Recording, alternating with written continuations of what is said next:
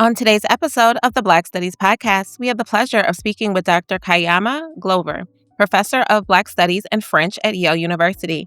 She is the author of A Regarded Self, Caribbean Womanhood and the Ethics of Disorderly Being in Haiti Unbound, a Spiralist challenge to the Postcolonial Canon, as well as numerous essays, articles, and chapters concerning race, gender, and representation in the francophone world. She is currently at work on a biography titled For the Love of Revolution, René Depestre, and the Poetics of a Radical Life, forthcoming with Liveright, Norton, and a series of essays, Blackness in French. Professor Glover is the prize-winning translator of several works of Haitian prose fiction and francophone nonfiction. She is also the founding co-director of Archipelagos, a journal of Caribbean digital practice, and the founding co-director of the Digital Humanities Project In the Same Boats towards an Afro-Atlantic Intellectual Cartography. She has been a contributor to the New York Times Book Review and the co-host of the podcast Writing Home, American Voices from the Caribbean. Professor Glover's scholarly translation and digital humanities work has been generously supported by fellowships at the New York Public Library Cullman Center, the Columbia Institute for Ideas and Imagination in Paris, the Heim Foundation, the National Endowment for the Arts, the National Endowment for the Humanities, and the Mellon Foundation. Hello, everyone, and welcome to another episode of the Black Studies Podcast. Today, we have the pleasure of speaking with Dr. Kaiama Glover, Professor of Black Studies at Yale University. How are you doing today, Dr. Glover? I am doing very well, and I'm really happy to be here in this conversation with you. We're so excited to have you here today. So we will dive right in. How did you get into Black Studies, and what drew you in and keeps you committed to doing the work of Black Studies? You'd think I'd be prepared to answer that question, not only because you sent it to me, because it's such a softball question, but it is it's a harder question than it seems. I think because I don't have a very intellectual answer, meaning that I got into Black Studies because I was curious about how to think about my position in the United States and especially in the academy when I got to university as early as college. I was an undergraduate at Harvard University, and my mentor happened to be Henry Louis Gates Jr., so it seems the die was cast from get. Black Studies was going to be a part of my present and future, and I think, to be very frank, he really opened my eyes not just to the history of the Black experience, Black cultural contributions in the United States, but made me think about how Black studies could be a global phenomenon. Because when I came to Harvard, I was interested also, for reasons I can talk about at another point, but that later changed. I was interested in France. And so I actually double concentrated, which was a thing you could do. I don't know if one can still do that at Harvard. So I was African American Studies, or Afro-American Studies, I believe it was called in the 90s, and History and Literature of French. And in fact, now I'm in Black Studies with an affiliation in French. So those two things have always been integral to me in thinking about Blackness, both situated in the United States, but also with a vision outside of its geographical borders into the wider world. So Black Studies, while grounded in Afro-America, if you will, has also had this component that is both European and, by extension, postcolonial and global. Thank you. I know. So I want to build on that real quick. Sure. I know you do a lot of research on Haiti. And I do think that too often in the academy in the U.S., when we talk about Black studies, we focus specifically on U.S. But the way that you talk about it is more so like the Americas more broadly, and then focusing in on Haiti as the center of the universe. So do you want to say a little bit about how that came to be your focus? Yes, and it's a bell I ring a lot. I do sincerely, without exaggeration, say in my classes, when I give lectures, etc., Haiti really is the center of the modern world. This is a conclusion that I make not facetiously, not with exaggeration, but in a very sort of informed and thoughtful way. My own journey to Haiti was very circuitous. As I said, I was doing Black studies and French at Harvard, so in the U.S., working with Gates, who had a personal fascination with Josephine Baker. And I remember, this is kind of a long-winded story, but it lands in That's Haiti, fine. I promise. um, but I was sitting in his office at one point and seeing all of this, paraphernalia that he had collected related to Josephine Baker. And we were talking at the time about what kind of thesis I was going to write. And at the time, you could choose, if you were a double concentrator, you could either write a thesis in one or the other concentration, or you could try to do a combined thesis. And I wanted to do a combined thesis because I was as interested in France and its culture and history as I was in African American culture and history. And he was like, well, I can write you a letter of introduction to this archive in France that has all of the newspapers from when Josephine Baker landed in Paris in the 20s. And I thought, well, okay, I've got a thesis idea. And that kind of started me off as a way of combining those two interests. I went to France that summer. I studied and did research in this one municipal library. And in the time that I was there, I uncovered this document. And yeah, I kind of Columbused it. I was like, who knows about this? But it was this document that was written by the Surrealists in 1931. And its title was Don't Visit the Colonial Exposition. And so this was this big international exhibition that France did to celebrate its colonial holdings and to show itself as a colonial empire. And weirdly, that year, 1931, they had selected Josephine Baker as, quote, Queen of the Colonies, which makes zero sense because, Yeah. she's not, she's from St. Louis, Missouri, to my knowledge, was not a colony of France. But it was really interesting to see this fascination with Josephine Baker in France, and then this group of writers that was kind of like, not only are we against colonialism, but we're against American imperialism. And so I started thinking more and more about these surrealist writers and you know, follow the rabbit hole down to discover that during World War II, under the Nazi occupation of France, many of these writers left the country and went to the Americas and found themselves both in the U.S. but also in the Caribbean. Moving forward a little faster, so I've gone from Harvard to Paris. Now I found these surrealists and I'm following them back across the Atlantic and landing in the Caribbean, and discover that the kind of head of that movement, André Breton, a surrealist poet, had come to Haiti in 1945. And he arrived in Haiti at that moment where there was a dictatorship on offer. So 1941, Élie Lescaut was the president of Haiti and had become increasingly dictatorial during the war. And a speech that he gave in the month of December led to a kind of fomenting of a radical or increasingly radical spirit among a group of Haitian writers, poets, students, who essentially, the details are exciting and fascinating. I've written about them. I won't get into them here, but needless to say, or needed to say, his speech essentially launched or inspired this group of Haitian young intellectuals to launch a revolution. A student strike that became a national strike that within 5 days had actually toppled the dictatorship. And for me, seeing that the objectives of this group of European bourgeois kind of wacky poets, which was to marry poetry and politics to effect actual change, that never happened in that way in Europe, but it happened in this place called Haiti that no one had ever told me about. And from that sort of moment, like this eureka moment for me, this African-American woman with some ties to the Caribbean through my family, but the Anglophone Caribbean, to discover that there had been this place that had actually turned literature and art and intellectualism into political change that no one talked about, or if they talked about Haiti, talked about it in the most disparaging terms, became fascinating. And I kind of left behind everything else I was interested in and decided I wanted to spend more time thinking about Haiti. And that was 30 years ago. So here we are. Thank you. That's fascinating. That's It's crazy, right? yes. Yeah. And this, at the time, it wasn't until I was in my early 20s that I even knew there had been a revolution in Haiti. Like, I had heard about we talk about the age of revolutions in American high schools, but it generally stops at the second one, right? It's the American Revolution and the French Revolution.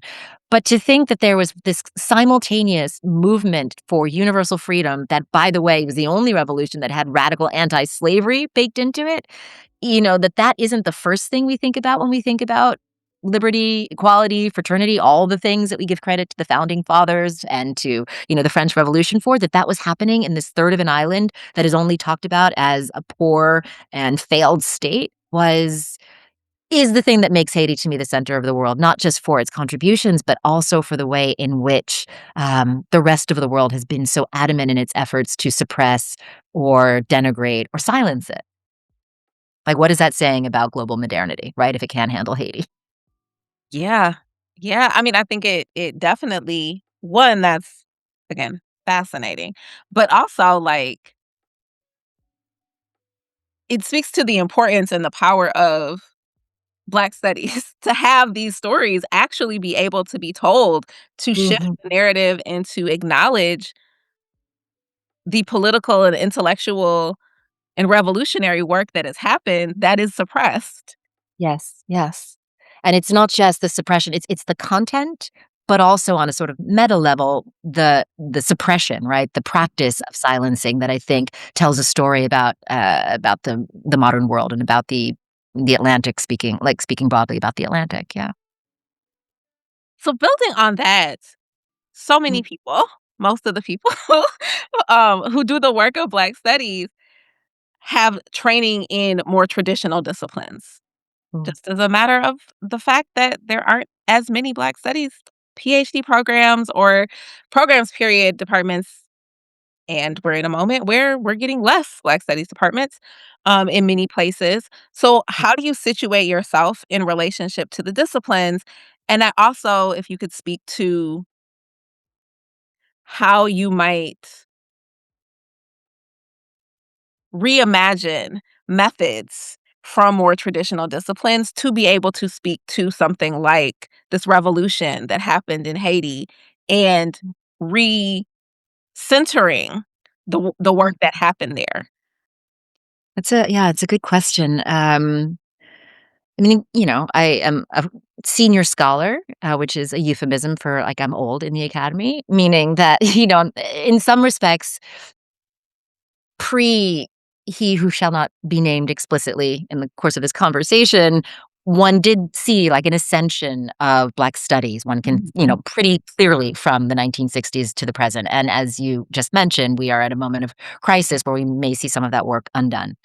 Nonetheless, as we've kind of come along, for myself, who was interested in Blackness in a global and particularly francophone context, I was actually trained in a French department and spent both my graduate studies and, I would say, most of the years of my professional advancement, meaning my most precarious or vulnerable years as an assistant professor and as an associate professor, trying to make it in a French department that, um, let's say, didn't necessarily always have a lot of room for thinking Mhm. about France from the perspective of Blackness and race. Um, being cautious in my language. So that meant that going through my own trajectory was about both sort of mastering and proving my bona fides in traditional and conventional French literature and culture, and then almost having to add on top of that a broader reflection on Blackness as related to and distinct from that reality. So when I was in the bulk of my career, I was actually in a French department with an affiliation to an Africana Studies, at first program and then department. So I was at Columbia and Barnard for a very long time, which meant that while I was always in the French department, I was tenured through French, etc. I witnessed the transformation of what was initially a very tiny Black Studies program into a more robust program, into finally a department. And all along, I sort of had to piecemeal establish ties and networks outside of the French department in order to get the intellectual sustenance and collaboration that I needed for my own work. Um, so that's one thing I would say has changed for me. Now I'm at Yale and I'm in a Black Studies department with an affiliation in French, which comes with its own challenges, but challenges I'm finding that my colleagues at Yale are really trying to meet, which is, as we mentioned earlier in the conversation, Black studies tends to be very US focused at the time being. And so my work and my efforts and my collaborations at Yale have been, how do I affiliate and think with Caribbeanists to have a department that, when it says Black studies, does actually mean Blackness in its most capacious sense. And so when you ask what kind of methods and changes might be necessary in Black studies, um, in this particularly precarious moment, but I'd say more broadly, and it's hard. Blackness is hard, but the thing that I think is maybe most important and is an attention to other languages. The hegemony of English in Black studies, and one might say, period, Yeah. is something that is to our detriment as scholars of Blackness, to not be able to be robustly in dialogue with our kin, and I mean our intellectual kin as well as our kind of historical and ancestral kin, but to not be in immediate relation with Black peoples who are facing similar challenges and struggles, who are interested in similar phenomena and transformations in their local context, but don't make it to our consciousness because of the language barriers that are in fact the legacies of colonialism and imperialism. And so I think for me, part of and this is again something that's becoming ever more difficult in today's time, but an attention to language and or at the very least to translation as part of a Black studies curriculum is urgent, I would say. Yeah. Thank you. Actually, this is a conversation that I've had more and more recently, Mm, because I think it's super important, and I know that there are several scholars who are trying to emphasize language and translation in particular because, as you said, there's work happening in other contexts that mhm. we should all be in conversation with, but Yeah. we're not because we don't speak the language. But don't speak the language. And it speaks also, Frantz Fanon said to speak a language is to assume a culture, is to take on a culture. And it's really that as well, right? It's not just, translation is one thing. I can get a text by Lilia Cabrera translated into English and I can read that work. But it's also just the extent to which we in Black studies in the United States need to have a real sustained curiosity about other places, other spaces, where issues of race are similar but also very different. The way Blackness is experienced in the United States as a minority identity in a majority culture um, is very distinct from Blackness in Sierra Leone or Blackness in Haiti or elsewhere, where to look around, you mostly see Black people, Mhm. right? So to talk about race is a very different thing. And in fact, in times, the word race doesn't even translate in ways that we might want. I remember somewhat recently, I was giving a paper um, in France, and I had given a version of the paper already in English, and in that English version, I use the word race all the time because that's a word we use in the United States very freely. We know what we're talking about, and it means something that I understand very clearly. But Lord, I use the word race, in this context in France, and I could feel like a like a buzz go through the room. And this was a room, mind you, filled with Black people, right? But there was a shift, like a rumbling, and I could tell I'd done something wrong. And it wasn't so much wrong. I talked to folks after the talk, and while the talk was well received, people just had questions. They were like, "What do you mean by race? Like, race doesn't exist." And they were so far, I don't know if the word is ahead or removed from the ways that we so fluidly use race as a social construct in the US, and how in France it's really an anathema term that speaks to sort of biological materialism and essentialism. in ways folks weren't comfortable with, that I realized I'd made a translation error, and I'm a translator, right? But it was it, I think it's the kind of mistake, or the kind of lacune we can have if we forget that not everything about being Black American is going to translate in the ways that we want or hope for in other contexts. And the more we can speak other languages, the more we can look outside the boundaries of the United States, which, mind you, gives us plenty of fodder for conversation and study. But to make integral folks who are thinking about Blackness in other contexts, I think is yeah, as I said, urgent and important, and to our benefit. I think we fall behind. People speak English outside, like people are paying attention to us. It needs to be reciprocal.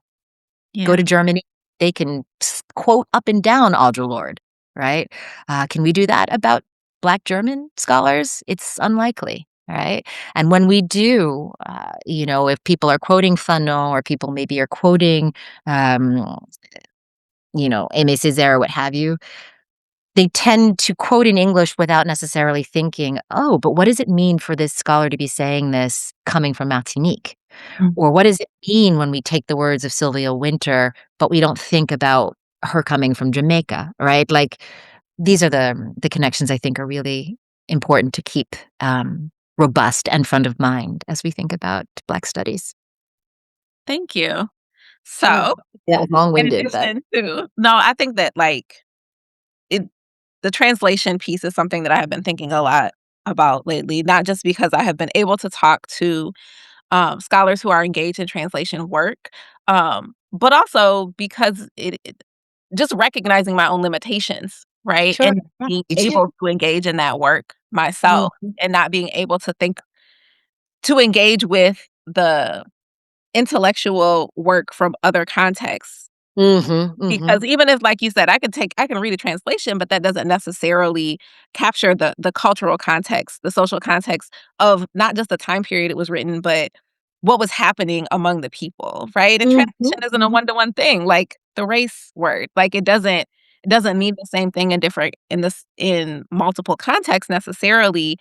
And so just the limitations of not just the language piece, but the cultural understanding that comes with it when you're trying to engage in that work. Mhm, mhm. Yeah, I've been thinking a lot about that lately. Yeah. And I don't wanna, the last thing I want is for there to be, barriers to entry in Black studies. This doesn't mean everybody needs to, get on Duolingo and speak 4 languages of the diaspora plus, 3 African languages in order to be legit. It's not that at all, but it's more conceptually, thinking twice before we imagine English is the lingua franca for Blackness everywhere. And it might mean, yeah, sure, relying on translation, but also cultivating relationships with folks outside of the United States, right? Making sure that when we host conferences and colloquia, that we invite scholars from elsewhere in the diaspora, from the continent, et cetera, and that we make this conversation as broad as possible and understand that the United States experience is but one among a vast network of experiences of Blackness across the world. Thank you. So in addition to thinking about those things more deeply, what other things might you integrate in classrooms or tell to your students, right? So how does Black studies influence your work, your pedagogical work? Hmm. Hmm. That's a question. Let's see, my pedagogical work. I mean, it's funny. I mean, it's kind of self-selection because all my pedagogy is Black studies grounded. Um, yeah, without wanting to be too redundant and like turn this into a therapy session, I will say that um, what I continue to struggle with, but in a way that would say is a welcome challenge, is how should I put this? Kind of where my students, let's say my undergraduates in particular, have to start in order to take my courses and my seminars. So again, many of the students who show up for Black studies seminars have almost a basic relational grounding in Black intellectual culture, right? They've heard of the greats. They know on day one, who Zora Neale Hurston is, who Langston Hughes is, who James Baldwin is. They've got kind of in their bones a vocabulary that helps a professor to meet them where they are and then take them to the next level. Whereas I would say oftentimes in my seminars, there's a lot of groundwork to be laid before we can get to the nitty-gritty of the stuff. And I say that again, with some frustration, but also embracing the challenge because I'm a literature scholar. Like, if I could start on day one with Aimé Césaire's Cahiers d'un retour au pays natal, and let's get in there and do a close reading and textual analysis, and here's some context, but not too much, that would be, the dream.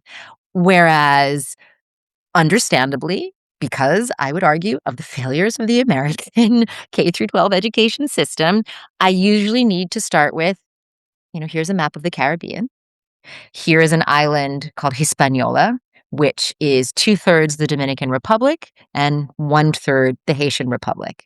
And we take it from there, right? So there's a little bit more sort of remedial work in a neutral sense of the term. But yes, remedial work, sort of remediating their experience of the Caribbean and world outside of Black America, Black US America, that has to be part and parcel of my pedagogy. And I acknowledge that and I embrace that, but I note it. I'm aware of it. So yeah, I would say that, to answer your question, pedagogical interventions I have to make are much more perhaps contextual and historical than I would have if I were teaching quote unquote conventional, by which I mean white European French texts or Black US American literature. Yeah, there's kind of like this Venn diagram in between of discomfort almost that we have to work through to get to our texts. Yeah, by which I mean French Caribbean or French Black Atlantic texts. Thank you. Sure. Yeah, I mean, that's somebody who primarily teaches in the US Black intellectual tradition. No shame, no Yeah, shade. that Facts, yeah.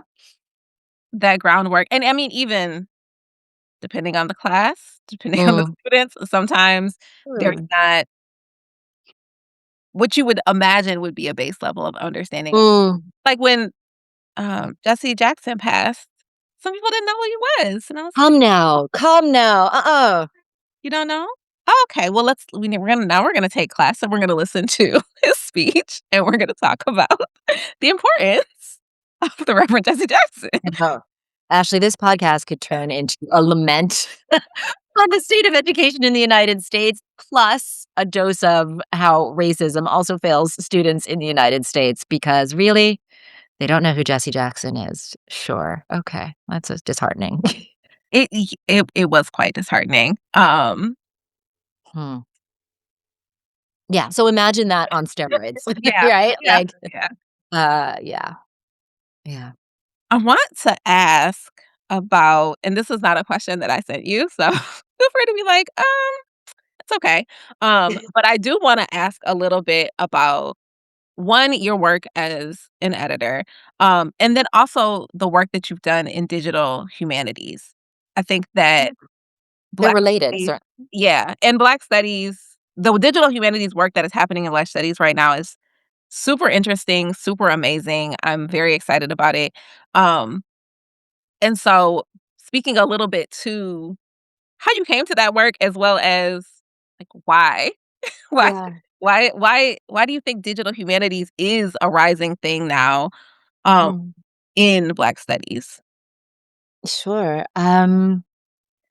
So there are two things. So the work as an editor, and then the work as the digital humanities, which, as I said, are definitely related.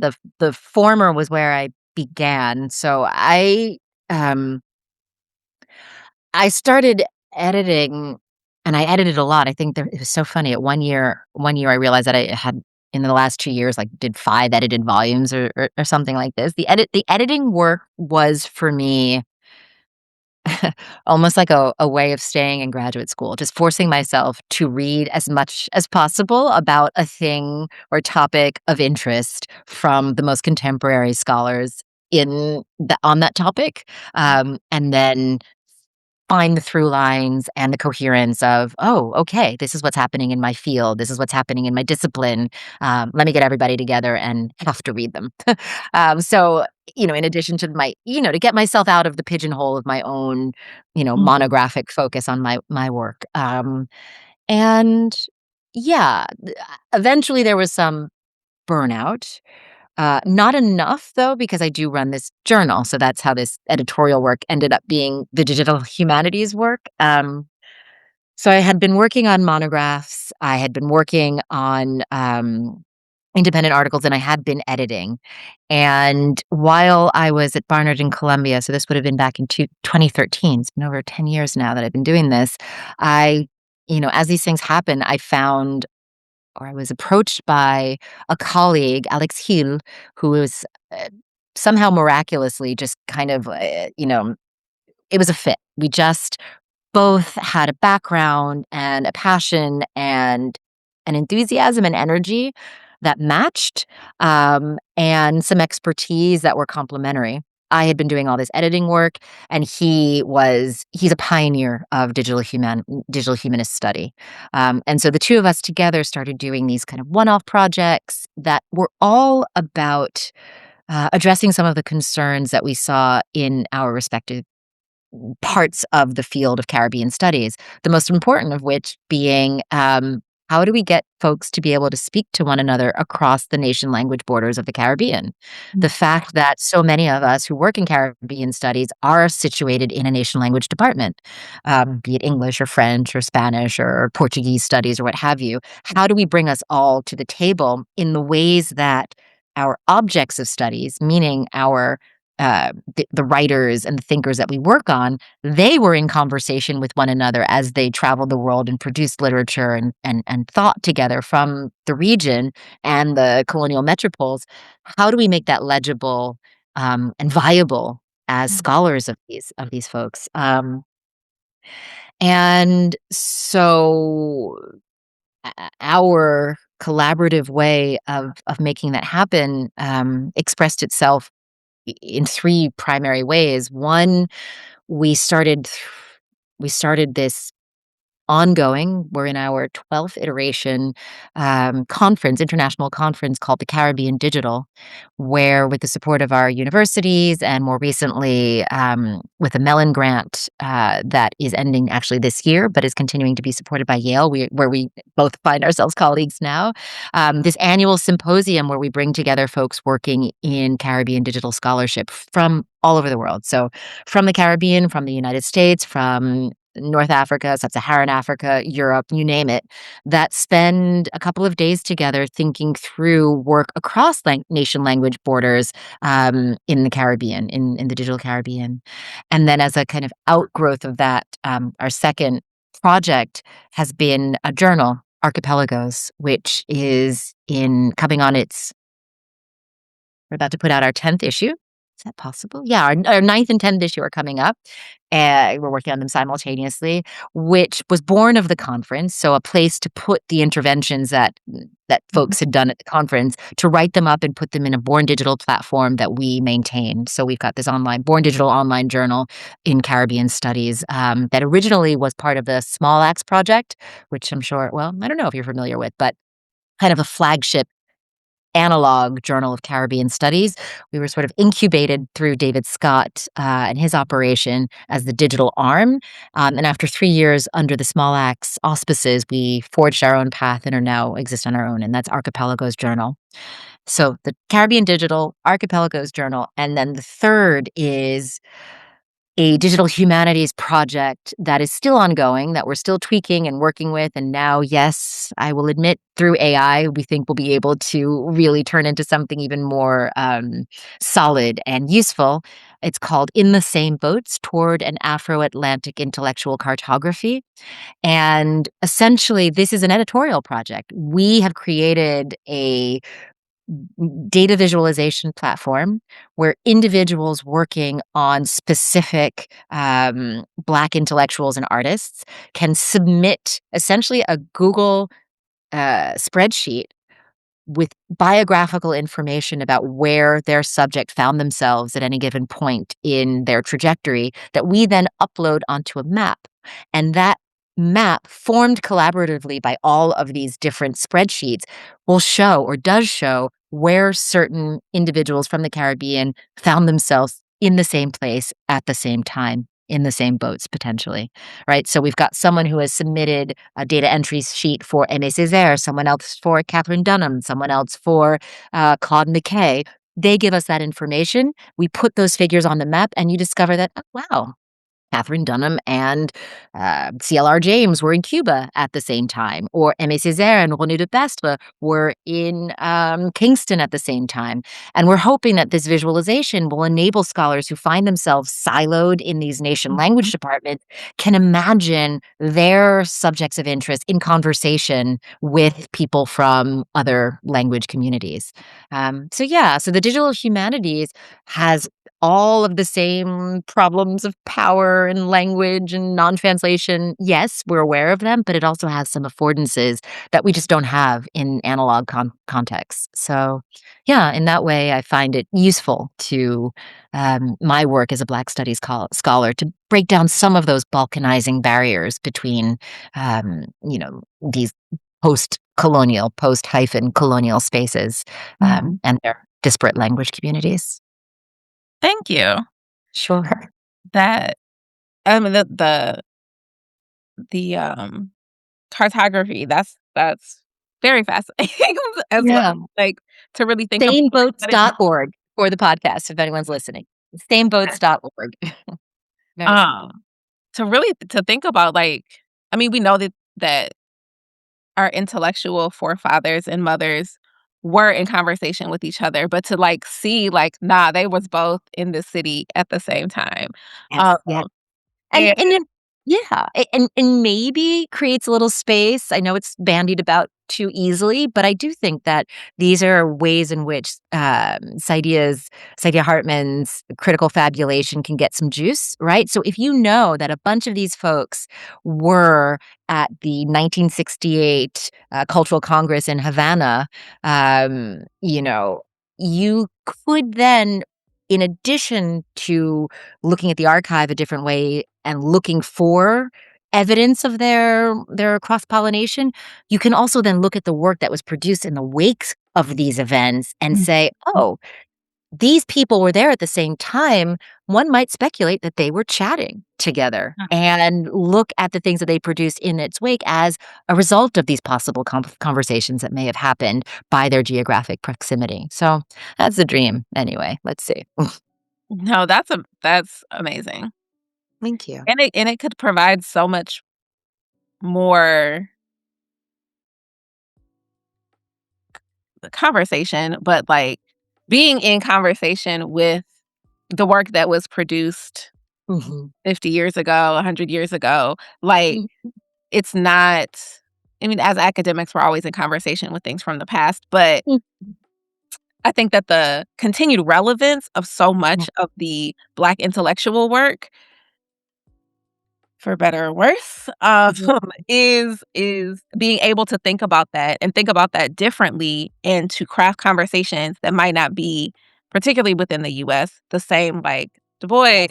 Booker T, Ida B. Wells, Mhm. like, let's broaden the scope, Broaden. Yeah, to think about how we are having conversations with the past in a ways that can address this moment that we currently find ourselves in. precisely. Yeah, absolutely, and to see these folks perhaps on more equal footing, right? If we can Mhm. think about Frederick Douglass's relationship to Haiti or to, Langston Hughes' relationship to Haiti, his translation by one of the great Haitian authors, Jacques Roumain, like, these are connections that, risk being overlooked and then risk sedimenting hierarchies that present U.S. Blackness as somehow advanced or operating a different sphere from Caribbean Blackness or Haitian Blackness in particular. So the maps, I think, for all the issues, I mean, we're still working with Google Maps. We're still working with the Mercator map. There are still colonial structures that underpin even the best attempts to decolonize. But there's something about seeing folks side by side in space that Mm-hmm. helps us imagine proximity in an ethical and humanist way, not just a geographical way. So yeah, I think maps help bring people together. But yeah, sort of. It sounds a little naive and utopian, but what are we doing if we're not utopian in our scholarship in some ways, right? Especially now. Especially now. Actually, yeah. So I want to be respectful of your time. I have 2 questions. Sure. One of which you might feel like you have already addressed, but I'm going to start with what interests you most about the past of Black studies? Hmm. My hot take word was going to be its resilience, but I kind of hate that word, so I'm going to not use that word. But I'm just putting it in the podcast because it is kind of true. Just the refusal to stay down Mhm. is how I think about resilience. So yes, it's resilience, but maybe more interestingly, it's absolute self-awareness as central to everything, as non-tangential, as non-something else, but as something deeply interwoven in US literature, culture, contributions, history, and global literature, cultural contributions, histories. Like the refusal of Black studies to accept its marginalization is most interesting to me. Uh, Mhm. it had its kind of culminating moment, certainly in the 60s, but that didn't come out of nowhere, right? That was the product of a steady build toward greater, more expansive recognition. And I think that's the same energy that will carry us through whatever Scylla and Charybdis moment of anti-wokeness plus he who shall not be named and is, attacking the academy out of fear, truly out of fear of truth, will carry us through this moment into the future. It's, there's a lovely word in French, incontournable. Uh, like that if you look at its etymology, it's like you cannot get around it. It's inevitable. It's inevitability. Black studies belief in its own inevitability persists and is its strength, and I think going forward will also be its strength. This is, to me, cathected and most in evidence, at least personally in my scholarship, in Haiti, which I think one would be hard-pressed to find a nation that has been more denigrated in modern history, um, that has attracted so much ire, so much punching down, so much gratuitous vitriol from the most powerful, in quotes, powerful nation in the world. That, like Black studies, it just proves how powerful it is.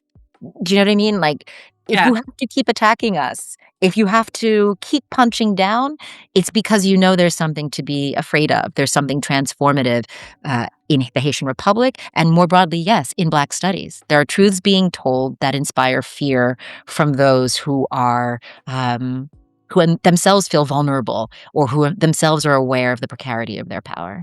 So I have some optimism based in the history of Black studies. Yes, period. I'll say that.